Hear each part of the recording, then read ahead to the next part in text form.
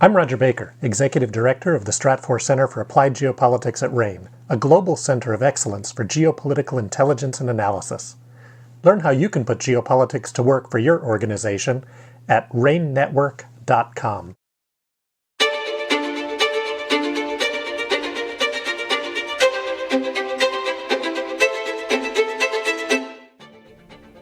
Hello and welcome to RANE's Essential Geopolitics podcast. I'm Emma Kami, and I'll be speaking with one of RANE's Middle East and North Africa analysts, Kristin Ronzi, about recent developments between Turkey and Iraq and the short and long-term outlooks for their evolving relationship. Hi, Kristin. How are you? Hi, I'm great. Thanks so much for having me. Thanks for coming on. To start us off, what have Turkish-Iraqi relations looked like historically, and what are the recent developments in this relationship? Sure. So Turkey and Iraq have some mutual interests, but they also have areas of tension. And some of the areas of tension that we've seen before are over water rights, especially since Turkey has control over some of the water sharing abilities with the Tigris and Euphrates River. We also have seen issues of Turkish and Iraqi sovereignty when Turkey has launched strikes into northern Iraq to combat some of the Kurdistan Workers' Party or the PKK attacks. This has been something that's been a point of tension between the two countries for quite some time. And as a result, we've seen some tense relations. However, there are areas where Turkey and Iraq can coordinate. And this is something that we're starting to see, especially with the Development Road project, which is to link Iraq with Turkey and then by extension, link Iraq with European markets. So that has an area for economic cooperation between the two countries that both are very interested in. There's also interest in Turkey to get oil exports from Iraq, although those have been stalled from Iraqi Kurdistan. So there are mutual areas of interest. We've seen over the past couple of months, especially in March and recently in April, there have been Turkish senior officials, including Turkish Foreign Minister Hakan Fidan, and then subsequently Turkish President Recep Tayyip Erdogan, visit Iraq to mend some of these relations, sign some agreements and cooperate. And then we've also seen them try and get some buy-in from Iraq for a crackdown on the PKK in northern Iraq. And how do these recent conversations, what do they say about both countries' relationships with the Kurdish party, the PKK? So both Turkey and Iraq are not interested in any sort of movement towards Kurdish statehood. This is something that they have shared viewpoints on. However, the way that they've gone about this is slightly different. Turkey recognizes the PKK as a terrorist organization, as does the United States and the European Union. Iraq has not gone so far. So in the meeting that we saw between Iraqi officials and Turkish Foreign Minister Hakan Fidan in March, we did see Iraq somewhat move its position a little bit and considered the PKK a banned organization within Iraq, though it didn't go so far as to call it a terrorist organization. Furthermore, in the meeting with Erdogan, we did see a little bit of movement with Iraqi officials on their position that organizations, assuming the PKK, though they did not mention it specifically, cannot launch attacks on other countries from Iraqi soil. So we are seeing a little bit more of a hardening stance, though Iraq is very disincentivized to crack down on the PKK from within its borders.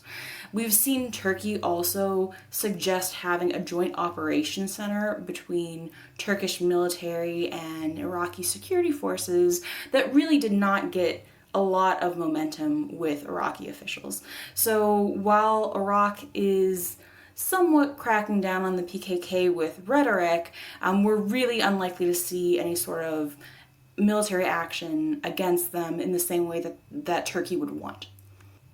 How do these conversations regarding the PKK, what do they have to do with the establishment of a cross-border economic development such as the Development Road? So security between Turkey and Iraq is imperative for any sort of economic corridor. If the economic corridor was developed, if the development road project moved forward, PKK could target it and it could become very attractive to inflict economic harm against Turkey. So Iraq does have interest in establishing a secure zone. This is something that Turkey has wanted for quite some time. And we've seen in somewhat recent comments from Erdogan in March that there's interest in cracking down further on the PKK in mid-2024 and, by extension, creating some kind of security zone, a buffer zone along the Turkish border. So you mentioned that increased tensions and actual strikes would be unlikely, but what exactly would Turkish military operations look like? So it would be unlikely for Iraq to take action, but Turkey is very likely to take some military action.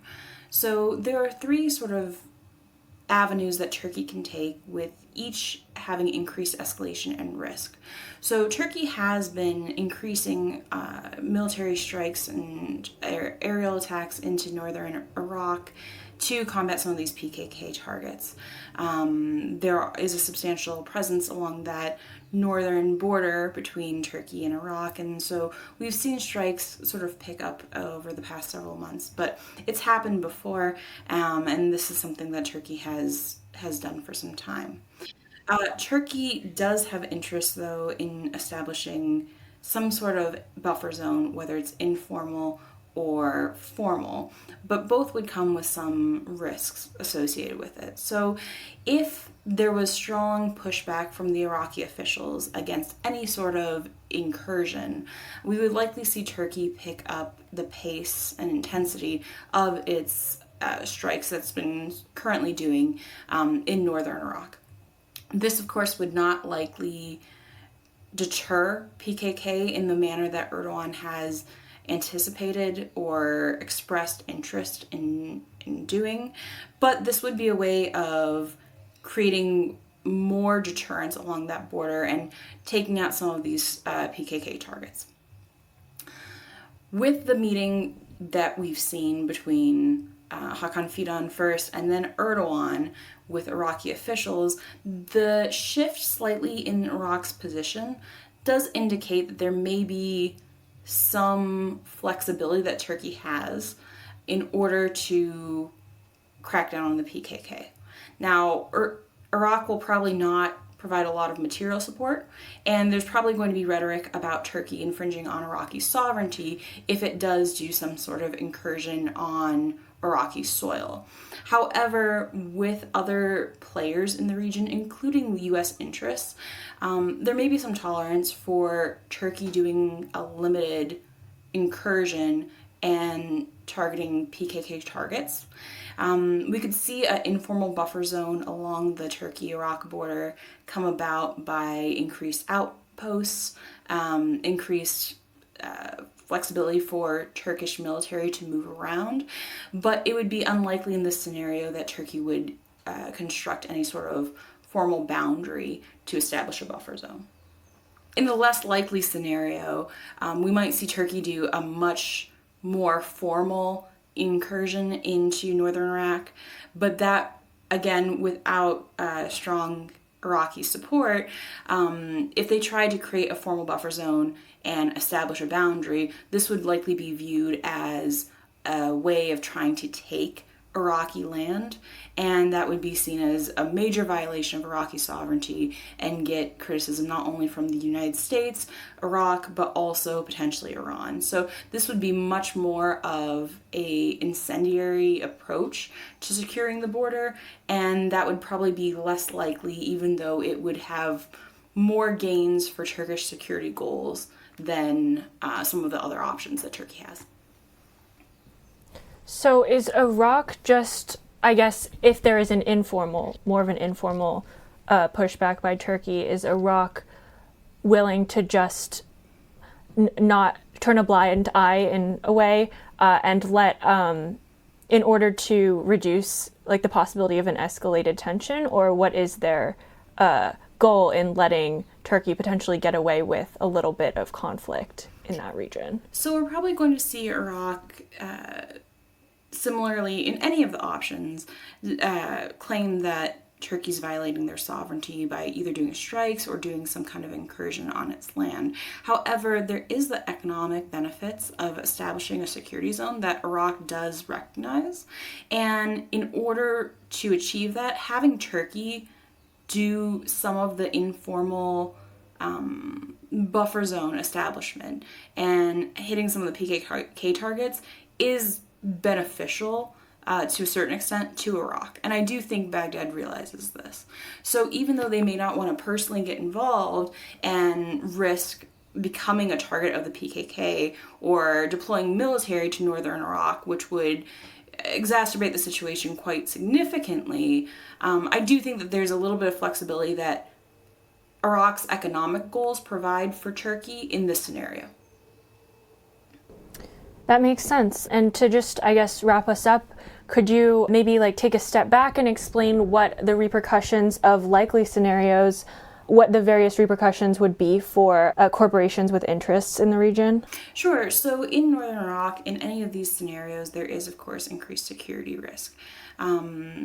Although there is going to be intent to target PKK targets, there is the risk of civilian harm or implications for other targets being accidentally hit in some of these strikes. So that's always a consideration that we have.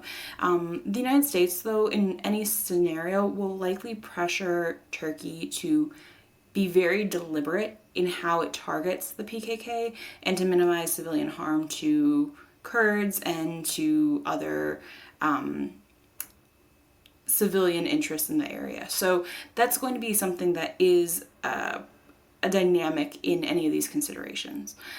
Furthermore, I think that in some of the more incursion type scenarios, you do have increased military presence there that is less likely in the aerial strikes. So there is a risk of clashes between PKK forces and Turkish military in a way that the aerial strikes would not have. So that obviously increases the risk of damage, but this is already a relatively precarious area between the Turkish border and Iraq. Many countries have issued warnings against traveling there. So for the time being, it's looking to be a pretty localized concern if it does come to fruition. That's great. Thank you so much, Kristin. Really appreciate your insights. Thanks so much. Kristin is a Middle East and North Africa analyst with RANE. You can find more of her analyses and interviews at ranenetwork.com. With RANE's geopolitical intelligence platform, you and your team are equipped with industry-leading intel so you can anticipate, mitigate, and respond to emerging threats. Thanks so much for joining us. Have a nice day.